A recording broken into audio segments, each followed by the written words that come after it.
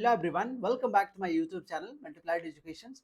Today we are going to solve some very important graphical questions based on the capacitor. आजकल के exams में graph से related questions बहुत आने लगे हैं, तो इसको ध्यान में रखते हुए इस वीडियो को देखिए, एंड तक बने रहिए और वन बाय वन जो भी क्वेश्चंस मैं करवा रहा हूँ उसको आप भी प्रैक्टिस कीजिए। एंड वीडियो के बिलो में आप कमेंट भी कीजिए कि आपको कौन सा क्वेश्चन सबसे ज्यादा पसंद आया एंड क्यों। So let's start the first question. अगर आप चैनल पे न्यू हैं, सब्सक्राइब नहीं किया तो प्लीज चैनल को सब्सक्राइब कीजिए। पहला क्वेश्चन क्या कह रहा है, देखिए कि Q एंड V के बीच में आपको ग्राफ दे रखा है। Q आपका माइक्रो कूलम में है एंड V जो है आपका वोल्ट में है। यहाँ पे आपके पास टू कर्व है, curve A and curve B। देखिए आपको क्या बोल रहा है यहाँ पे कि सीरीज एंड पैरेलल कॉम्बिनेशंस किसका, टू गिवन कैपेसिटर्स का। मतलब ए एंड बी जो है एक इंडिविजुअल कैपेसिटर का नहीं है। ओके, तो एक सीरीज कॉम्बिनेशन है कि उसमें कितने कैपेसिटर्स हैं, देयर आर टू कैपेसिटर, तो उसका क्या हो जाएगा, total capacitance C1 into C2 divided by C1 plus C2। फिर जब आपने C1 C2 को पैरेलल में कनेक्ट किया तो क्या हो जाएगा, C parallel that is C1 plus C2। सबसे पहले हम लोग ये आइडेंटिफाई करेंगे कि कर्व ए एंड बी में कौन सा सीरीज कॉम्बिनेशन को रिप्रेजेंट कर रहा है एंड कौन सा पैरेलल कॉम्बिनेशन को रिप्रेजेंट कर रहा है। ओके, सो इसके लिए क्या करेंगे, और फाइनली आपको क्या बताना है, कैपेसिटेंस की वैल्यू बतानी है C1 एंड C2 की। देखिए यहाँ पे आपको A B C D option में दे रखा है, ऑलराइट, इनमें से एक ऑप्शन आपका करेक्ट है। सो सबसे पहले क्या करेंगे कि यहाँ पे स्लोप ऑफ क्यूबी ग्राफ देखेंगे क्या होगा। Slope of Q V graph, slope का मतलब क्या होता है, टेन थीटा। टेन थीटा का मतलब क्या हुआ, y बाय एक्स। वाई पे क्या है मेरा, q है, एंड यहाँ पे x पे क्या है मेरा, v है। ऑलराइट, नाउ आपने ऑलरेडी पढ़ा हुआ है क्या, q equal to C V. तो q बाई v क्या हो जाएगा, q by v equal to basically capacitor, that is c, right. इसका मतलब क्या हुआ कि जो स्लोप आया वो कैपेसिटर से डायरेक्टली प्रोपोर्शनल है। चलो यहाँ पे लिख लेते हैं, slope of QV graph is directly proportional to capacitance। अब यहाँ पे ध्यान दीजिए, अब यहाँ पे देखो ये B है और ये A है, इन दोनों में से स्लोप ज्यादा किसका है। स्लोप हम लोग यहाँ पे स्लोप किसका बताएंगे, देख के एंगल से बताएंगे। देखिए it is making an angle theta, let us suppose theta B, and this is making an angle theta A। जिसका एंगल ज्यादा उसका टेन थीटा ज्यादा, जिसका टेन थीटा ज्यादा उसका स्लोप ज्यादा। तो यहाँ पे दिख रहा है कि ए जो है वो एंगल ज्यादा बना रहा है, इसका मतलब ए का स्लोप क्या हुआ, ज्यादा हुआ। इसका मतलब क्या हुआ यहाँ पे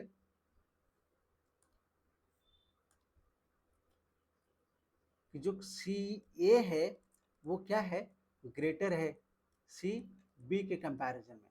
देखो सी ए का स्लोप ज्यादा, स्लोप ज्यादा तो कैपेसिटेंस ज्यादा, इसका मतलब क्या हुआ, सी ए जो है वो क्या है, सी बी से ज्यादा है। अब मैं आपको क्या बोला था सबसे पहला, कि आप इसमें से आइडेंटिफाई करो कि कौन सा सीरीज कॉम्बिनेशन है, कौन सा पैरेलल कॉम्बिनेशन है। देखिए इन जनरल आपको मालूम है, अगर आप टू कैपेसिटर्स को सीरीज कॉम्बिनेशन में कनेक्ट करते हो पैरेलल में, तो आपका सीरीज कॉम्बिनेशन छोटा पड़ जाता है और पैरेलल कॉम्बिनेशन में आपको कैपेसिटेंस की वैल्यू ज्यादा मिलती है। इसको आप ऐसे भी लिख सकते हो कि पैरेलल कॉम्बिनेशंस में जो टोटल कैपेसिटेंस होता है वो क्या होता है, ज़्यादा होता है, और सीरीज कॉम्बिनेशन में कम होता है।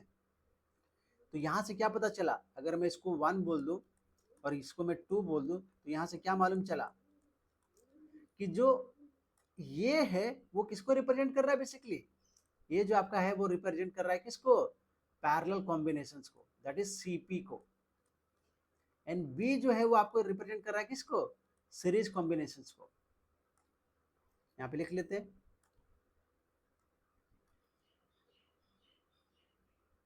Curve A series combination.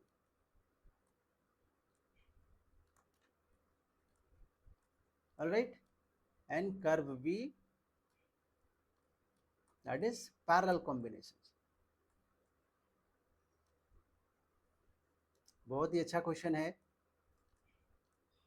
अब देखो यहां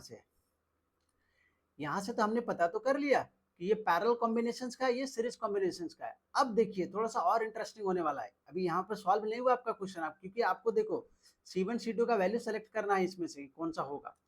तो आप क्या करो, देखो यहाँ पे आपको ग्राफ में कुछ और भी दिया हुआ है, ये देख रहे हो, ये डैश करके दिखाया है, इससे भी आपको इन्फॉर्मेशन लेना है। तो क्या करेंगे, सबसे पहले यहाँ पे हम लोग देखिए, आपका वोल्टेज जब 10 वोल्ट है तो यहाँ पे चार्ज कितना है, 80 है।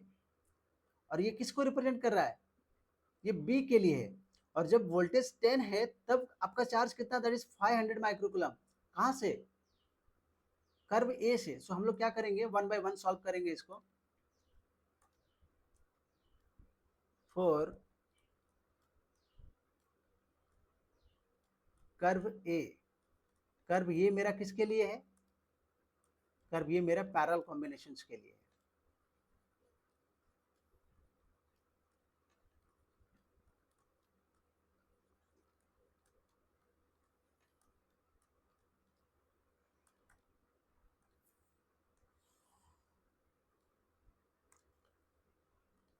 अब यहाँ पे आ जाते हैं, कर्व ए के लिए क्या हो रहा है, जब वोल्टेज 10 है तब चार्ज कितना है, 500 माइक्रोकूलम है, ठीक है। एंड कर्व ये मेरा क्या है, पैरेलल कॉम्बिनेशन है। इसका मतलब क्या हुआ, Q आपका दे रखा है 500 माइक्रोकूलम एंड वोल्टेज की वैल्यू दे रखी है आपको 10 वोल्ट, सही है। तो यहाँ से C क्या आ जाएगा, Q बाई V क्या आ जाएगा आपका, C मतलब पैरेलल कॉम्बिनेशंस का। ऑलराइट, सो यहाँ से 500 micro coulomb divided by 10 is equal to Cp। So how much we are getting, Cp कितना आ गया मेरा, Cp आ गया, जीरो जीरो कैंसिल हो जाएगा, दैट इज 50 माइक्रोफैराड। ये मेरे लिए यहाँ से एक इंपॉर्टेंट डेटा आया। Cp का मतलब क्या होता है, Cp का मतलब होता है C1 plus C2 equal to 50 microfarad. Alright, so let us assume it as equation number 3। ठीक है, अब इसी तरीके से हम लोग क्या करेंगे, कर्व बी के लिए सॉल्व करेंगे। फॉर कर्व बी, देखिए कितना बढ़िया क्वेश्चन है। कर्व बी क्या रिप्रेजेंट कर रहा है आपका, बेसिकली सीरीज कॉम्बिनेशंस को।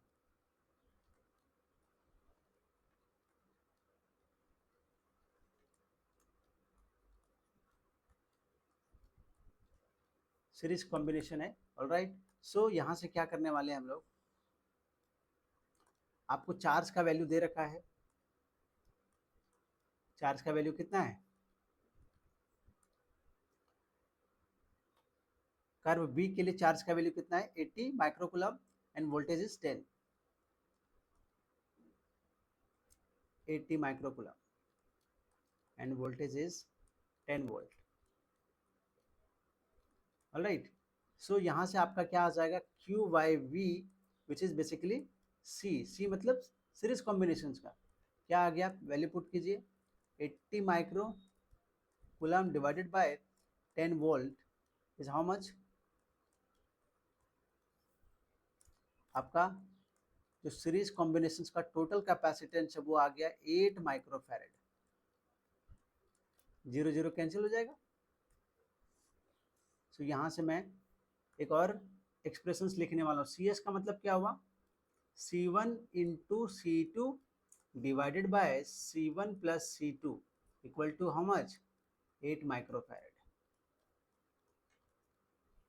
ठीक है, C1 प्लस C2 का वैल्यू आपके पास आया हुआ है इक्वेशन 3 से, यहाँ पे पुट करो आप। चलो इसको नेक्स्ट में सॉल्व करते हैं। इसको पहले आप क्या करो, इक्वेशन नंबर 4 बोल लो।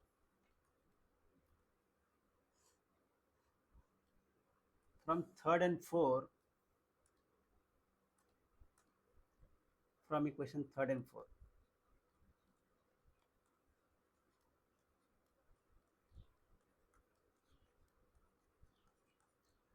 थर्ड एंड फोर क्या हो जाएगा, देखो एक बार आप. C1 प्लस C2 का वैल्यू दे रखा है आपको. C1 प्लस C2 का वैल्यू दैट इज 50. तो यहाँ पे 50 पुट कर देंगे तो C1 इंटू C2 आ जाएगा. तो C1 into C2 divided by 50 microfarad equal to 8 microfarad.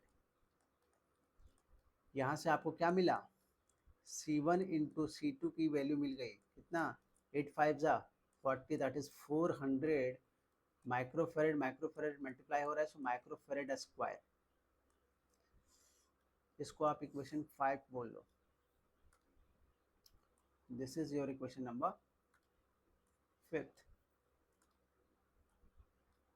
Equation number 5th. Alright, अब आते हैं ऑप्शंस पे. अब यहाँ पे ऑप्शन दे रखा है, ठीक है. ऑप्शन सेलेक्ट कैसे करेंगे वो आप देखना. C1 प्लस C2 का वैल्यू क्या दे रखा है, C1 प्लस C2 50 है. Okay, and C1 into C2 कितना है, 400 है. तो आइए सेलेक्ट करते हैं. C1 प्लस C2 50 होना चाहिए, है इसमें से कोई, ये नहीं होगा क्योंकि इसका सम कितना हो रहा है, 80 हो रहा है. इसमें देखो C1 प्लस C2 कितना हो रहा है, C1 प्लस C2 यहाँ पे 100 हो रहा है, तो ये भी नहीं होगा. ये देखो, ये इसकी चांसेस है. C1 प्लस C2 यहाँ पे 50 हो रहा है, बट C1 इंटू C2 कितना होना चाहिए आपका, 400 होना चाहिए. पर यहाँ पे मल्टीप्लाई करोगे तो 600. ऑप्शन नंबर डी होगा. Option number D. Why option number D, क्योंकि ये सेटिस्फाई कर रहा है. C1 प्लस C2 कितना, 50 माइक्रोफैरेड. ठीक है, ये आ गया आपका.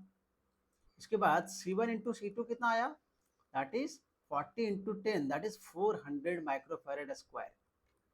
इसका मतलब क्या हुआ कि ऑप्शन डी क्या कर रहा है, मेरा दोनों कंडीशंस को सेटिस्फाई कर रहा है. सो कैपेसिटेंस की वैल्यू क्या क्या हो जाएगी, C1 is my 40 and C2 is my 10. Option D is correct.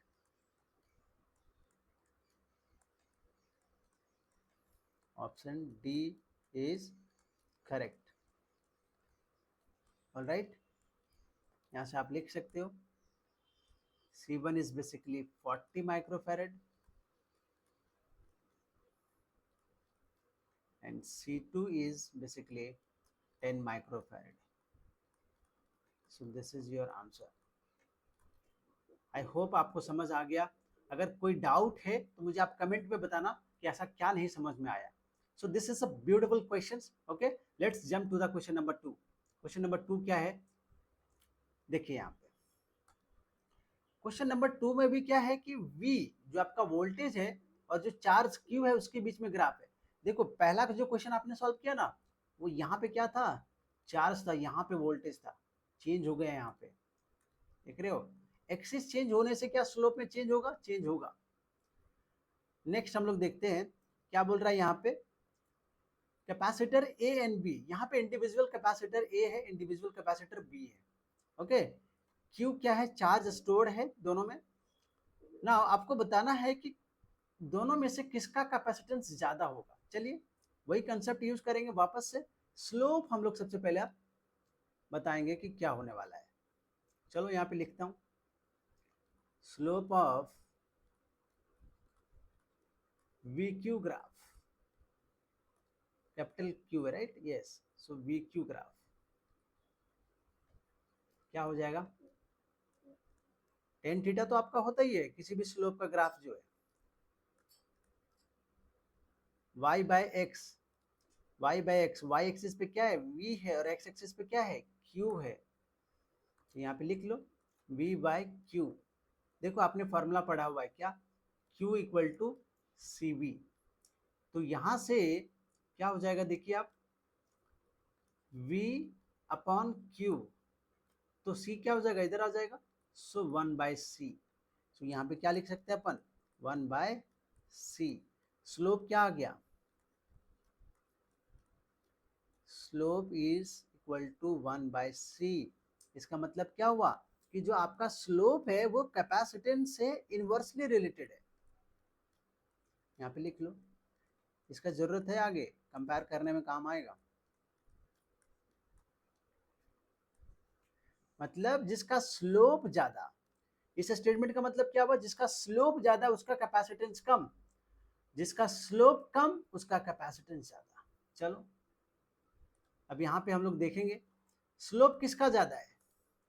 ये देखो एक एंगल बना रहा है, लेट अस सपोज थीटा ए, यानी ये एक एंगल बना रहा है, इसको बोल देते हैं अपन थीटा बी। जिसका एंगल ज्यादा उसका स्लोप ज्यादा, सो बी वाले का स्लोप ज्यादा है।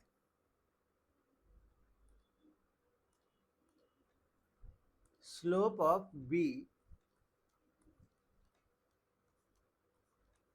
is greater than slope of A।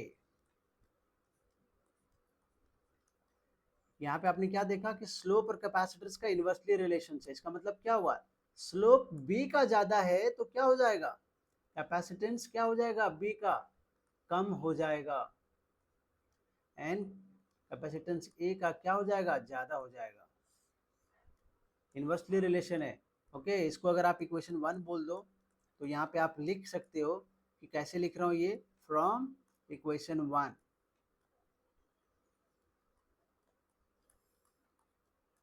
जिसका स्लोप ज्यादा उसका कैपेसिटेंस कम, देख रहे हो, बी वाले का स्लोप ज्यादा इसलिए कैपेसिटेंस बी वाले का कम किया मैंने, राइट। तो कैपेसिटेंस ए ज्यादा है, यहाँ पे क्या लिख सकते हो, so A has higher capacitance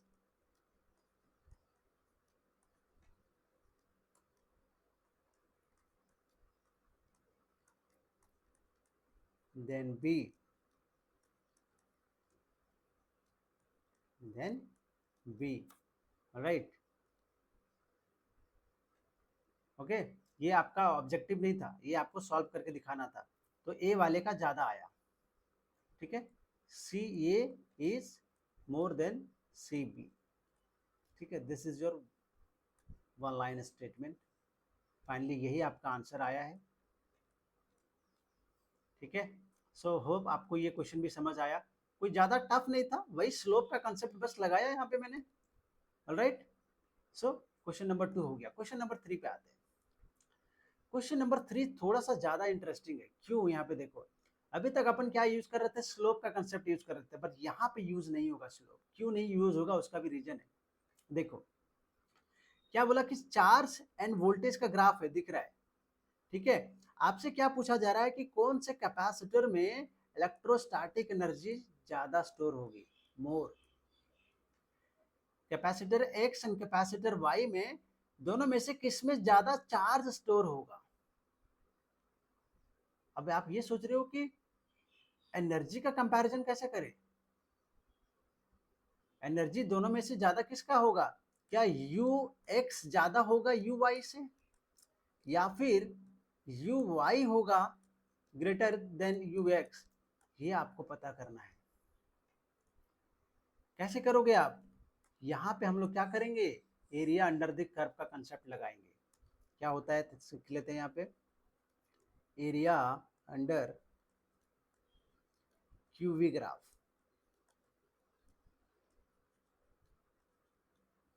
qv graph है, एरिया अंडर क्यूवी ग्राफ क्या होता है, देखो ये ग्राफ है, देखो एक्स वाले को देखो, यहाँ से एक स्ट्रेट लाइन बना और फिर क्या किया कि यहाँ से इसको कनेक्ट करके दिखाया हुआ है मुझे। तो इस ग्राफ का एरिया अगर निकालेंगे तो क्या आ जाएगा, ट्रायंगल बन रहा है, ठीक है। अगर मैं इसको वो बोल दूँ, ये एक्स है और यहाँ पे एक वैल्यू दे रखी है, इसको अगर सपोज मैं पी बोल दूँ, तो ओ एक्स पी मतलब एक ट्रायंगल बन गया, ठीक है। तो इसका एरिया क्या आ जाएगा, हाफ इंटू बेस, बेस पे क्या है मेरा वोल्टेज है, तो एक पर्टिकुलर वोल्टेज का वैल्यू होगा, इंटू हाइट, हाइट पे क्या है चार्ज है, तो चार्ज की वैल्यू होगी, राइट। पी यहाँ पे दिया नहीं है, इसको इरेज कर दो, आप समझने के लिए यहाँ पे मैंने लिखा है। सो क्या आ गया आपका, half into half qv, right. Half qv क्या होता है, आपने पढ़ा हुआ है, क्या होता है, it is equal to energy stored in the capacitor, isn't it। इसका मतलब क्या कंक्लूजन आया कि जो आपका area under, so what is the conclusion finally, कि एरिया अंडर जो क्यूवी, क्यूवी या वी क्यू, हाँ क्यूवी, ठीक है, क्यूवी ग्राफ जो आया वो क्या है, basically energy stored in the capacitor के इक्वल है।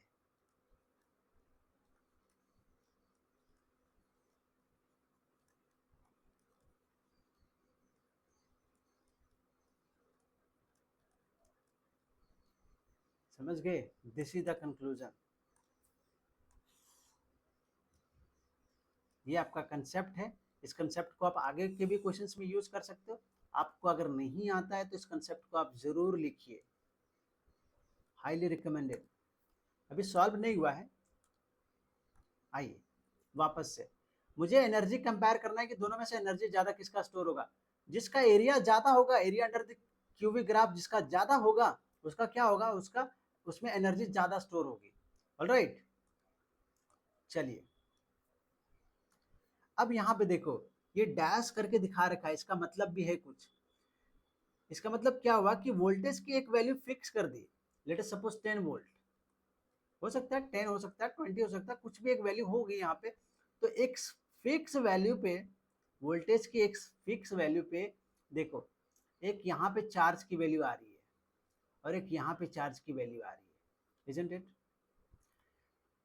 जब वोल्टेज आपने फिक्स किया तो y के लिए चार्ज आ रहा है और x कैपेसिटर के लिए भी चार्ज आ रहा है। चार्ज ज्यादा किसका है? x वाले कैपेसिटर का। क्यों?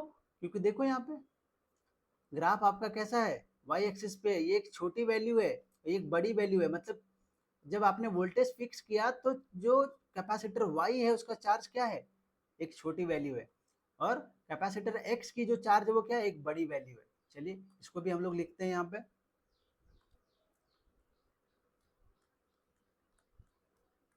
for a fixed value, for a fixed voltage, fix voltage के लिए क्या हो रहा है, जो चार्ज स्टोर है x में वो ज्यादा है एज कंपेयर टू चार्ज जो y में स्टोर है। ओके, अब बताओ एरिया के लिए हमने क्या फाइंड किया, half into Q V. Okay, अब देखो वोल्टेज मैंने फिक्स कर दिया है, चार्ज मेरा वेरी कर रहा है, यहाँ पे देखिएगा। तो इसका मतलब क्या हुआ, what this implies, area under qv graph of x क्या होगा, ज्यादा होगा किसके कंपेयर में, area under qv graph of y। क्यों ऐसा बोल रहा हूं, देखिए इसका रीजन है, ये क्या हो जाएगा, half into Q X into V. ये तो v तो आपका फिक्स है, हाफ भी फिक्स है, और यहाँ पे क्या हो जाएगा, दूसरे वालों के लिए, दूसरे वाले के लिए क्या हो जाएगा, दूसरे वाले के लिए हो जाएगा half into Q Y into V. Half और हाफ तो सेम है, v और v सेम है, तो जिसका चार्ज ज्यादा होगा उसी का एरिया अंडर द कर्व ज्यादा होगा। तो यहाँ पे क्या दिखा मुझे, क्यू एक्स ज्यादा है, इसका मतलब क्या हुआ कि area under Q V graph of X क्या होगा, ज्यादा होगा। जिसका एरिया अंडर द ग्राफ ज्यादा उसकी एनर्जी ज्यादा, क्योंकि एरिया अंडर द ग्राफ क्या होता है, एनर्जी स्टोर्ड होता है। सो यू एक्स क्या है, ज्यादा है as compare to U Y. Right, इसका मतलब क्या हुआ,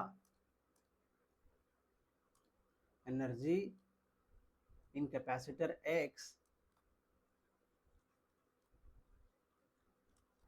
in capacitor X, more electrostatic energy is stored.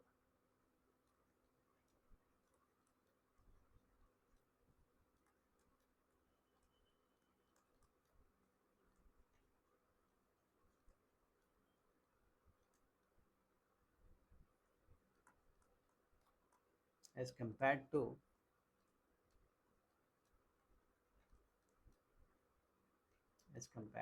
capacitor Y.